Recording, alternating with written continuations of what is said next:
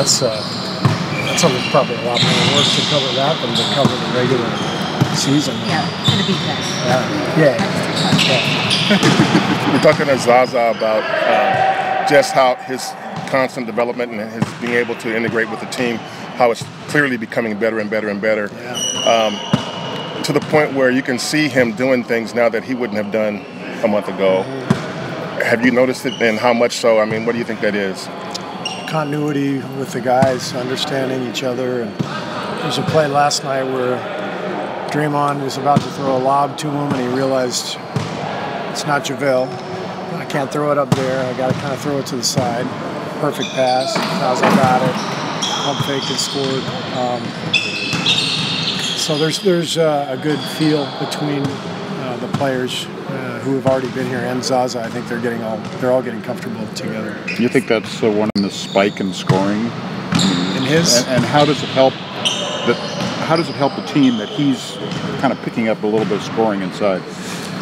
Well, everybody pays a lot of attention to our shooters, so there's a lot of room inside, and he's finding seams, and he's diving to the rim. And first play of the game last night, he got a layup off of a dive because they were outside covering our shooters. So it's a huge weapon, to be able to have a guy who's going to dive and get baskets to keep the defense honest. And Bogut used to do that for us, and we need that. And that's where Zaza and JaVale both come into play. I hope the fans don't get upset, but it's going to take a while to get everything on the same page. This is a work in progress. So we're about halfway through. Has it taken longer than you thought it would, and is it harder than you thought it would be? It's just different. It's that's the whole thing when you start camp. You can't predict what you're going to need to work on, and what is going to take longer than other things. For example, I would have thought our small lineup would have clicked faster, and it hasn't. But our bench unit clicked a lot faster than I thought it would. KD blending in happened really quickly, but there are circumstances that happen during games where we need to get more comfortable with certain plays, certain lineups. But all in all, I think we're right where we need to be. We have a great record. Our stats are great at both ends of the floor. And what I really like is that it's obvious we can get better to everybody, to the fans, to you guys, to us. We know we can play better. We're already doing pretty well, so that's a good sign. Does it send off any alarm bells to you? The alarm bells always ring louder when you lose. But last year we had alarm bells that weren't ringing loud enough. Because we were winning. Yeah, we had some slippage down the stretch, and it's hard to come into practice and, guys, we got to do this, we got to do that, and they're going, we're 70 and 10 or whatever.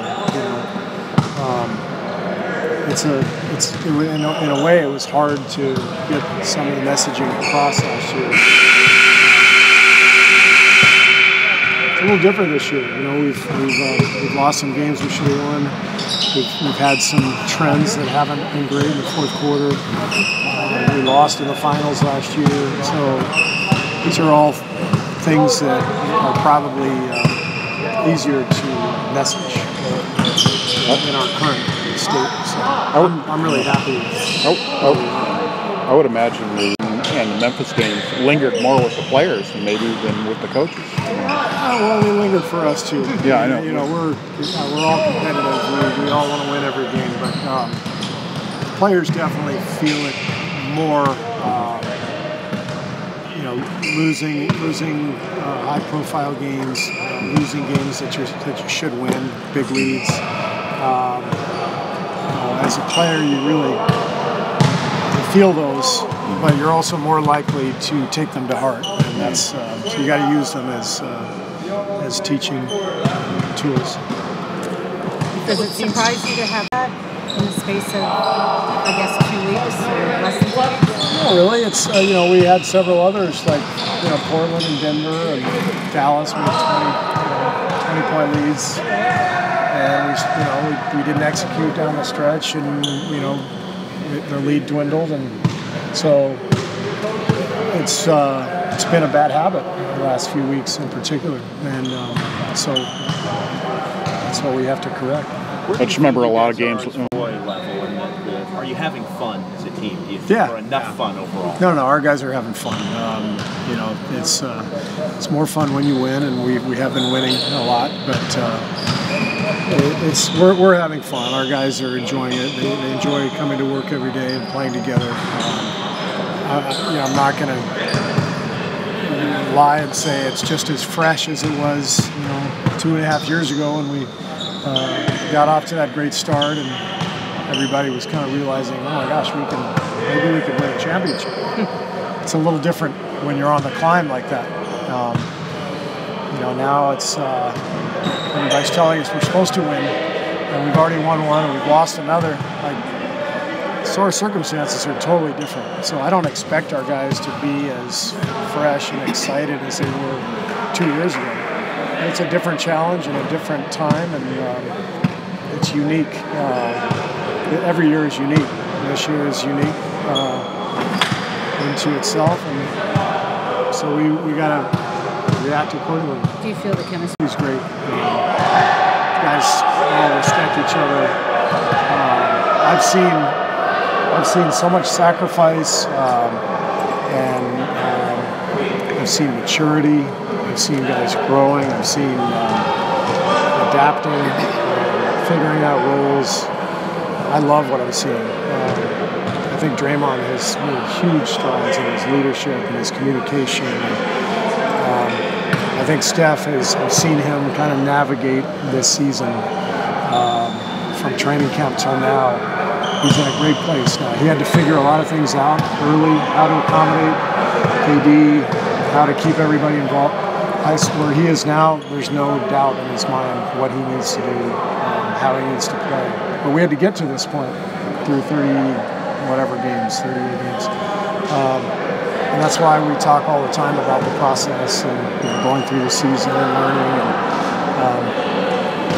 But it's always easy to say that, but then as soon as you lose, everybody's like, oh my God, what's going on? And with you guys, that comes on a national level. It comes on a national level. Not just us. Yeah, and of course, as humans, we hate to lose. So it hits us hard when we lose a game, when we blow a game, whatever. So it's all part of the package, and it's our job as a staff and as a team to navigate the journey. It's so funny here where the opposing team would miss a shot right at the end. I remember Brooke Lopez, the New Jersey game and Brooklyn game. I mean, you probably had 3 or 4 of those types of games where this year guys are making. I mean, the shot that Kyrie made was incredible. I mean, amazing shot. Plays. Conley had a really tough shot. And it all averages out. I mean, Steph makes a 40-footer to beat Oklahoma City. Right. I mean, so that's why I always thought that record would never be broken. 72. That's why even though we just broke it, I don't think ours will ever be broken. I think there's too much that can go wrong. Yeah. And last year, everything went right, pretty much health-wise, and shots going in, not going in. There's a pretty small margin between winning and losing in this league, and we've got to tighten up some things to make sure we're not putting games at risk. What are your early thoughts?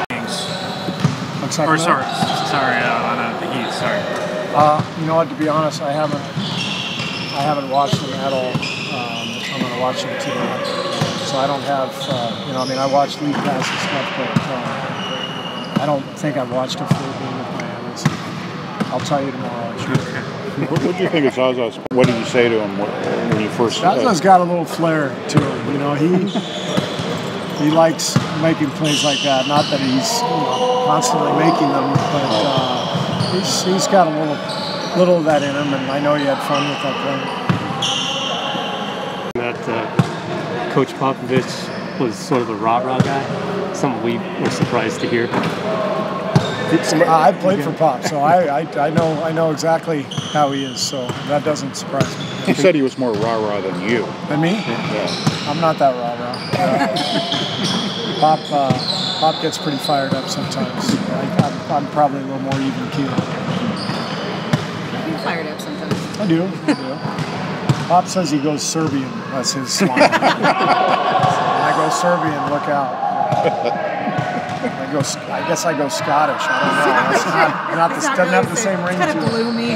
Whatever.